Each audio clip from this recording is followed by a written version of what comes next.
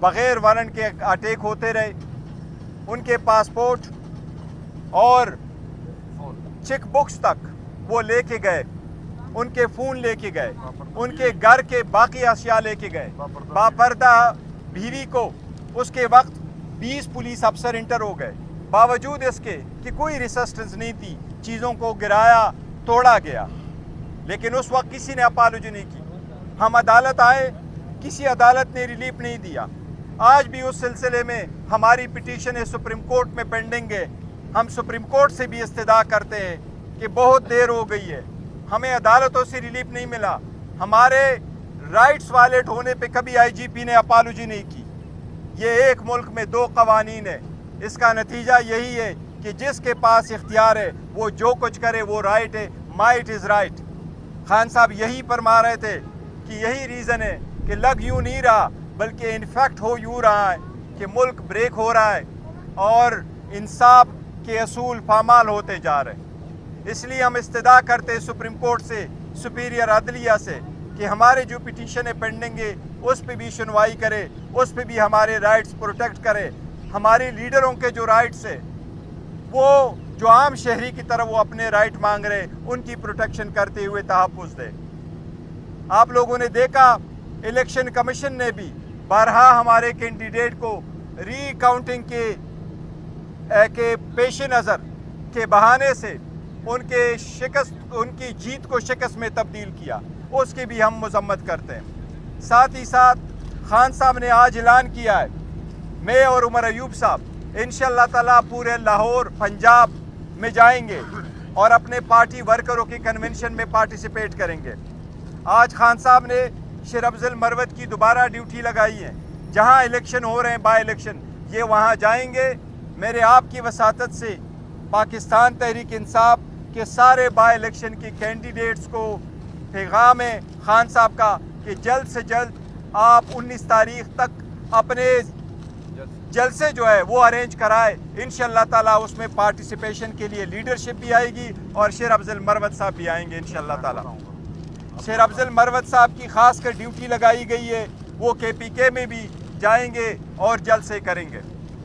ہم سپنے کے ساتھ ہی ساتھ میں بھی جاؤں گا as a chairman Pakistan Tehreek Insaf. Khan صاحب نے آج پہلی مرتبہ ڈیوٹی لگائی ہے. اسی طرح عمر ایوب صاحب کی, جس کے لیے پہلے خان صاحب کی طرف سے یہی احکامات تھے کہ وہ وہاں رہے جہاں تھے اور نیکسٹ انسٹرکشن تک وہ وہاں رہے جہاں پر ہے. آج ان کے لیے بھی یہ ہدایات ہے کہ وہ بھی پارٹی کے فنکشنوں میں پنجاب اور سندھ میں جایا کریں گے, جس کی انہوں نے پہلے ہی ابتدا کی ہے بلوچستان سے. انشاءاللہ تعالیٰ پارٹی کو دوبارہ فعال کرنے کے لیے بھی خان صاحب نے انسٹرکشن دی ہے. جی کوئی کوشچن؟ ایک منٹ جی, ایک بات میں ایڈ کرنا چاہتا ہوں.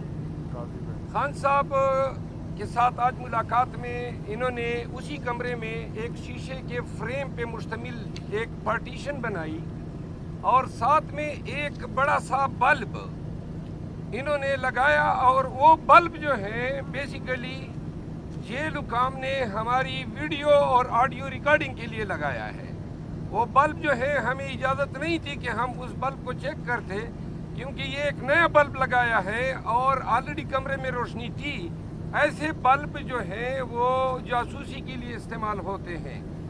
اسلام آباد ہائی کورٹ نے باقاعدہ ڈائریکشن دی تھی جیل حکام کو کہ خان صاحب کے ساتھ جب بھی وکلا کی ملاقات ہوگی کوئی جیل کا بندہ نہیں بیٹھے گا. آج پھر انہوں نے اس حکم کو پامال کیا. جیل حکام بیٹھے ہوئے تھے, انہوں نے اس آرڈر کو جو ہے بالکل جوتی کی نوک پہ رکھا. اس کے علاوہ یہ جو پارٹیشن بنائی ہے اس کا واحد مقصد یہ ہے کہ جہاں پہ ہمارے درمیان کسر پسر ہوتی تھی وہ بھی ان کے کانوں تک پہنچے. ایک بات. دوسری بات, پنجاب کی قیادت سے میں گزارش کرتا ہوں کہ ہمارے پاس ہم آلریڈی تاخیر میں ہیں ضمنی الیکشن میں, اور 19 تاریخ تک ہمارے پاس 3 دن ہیں. ہمیں کسی بھی حلقے سے پروگرام نہیں آئے ہیں کہ کہاں پہ جلسہ کرنا ہے, تو لہذا جلد از جلد پارٹی سے رابطہ کریں تاکہ ہم فوراً پنجاب کے لیے پروگرام بنا سکیں. باول نگر کے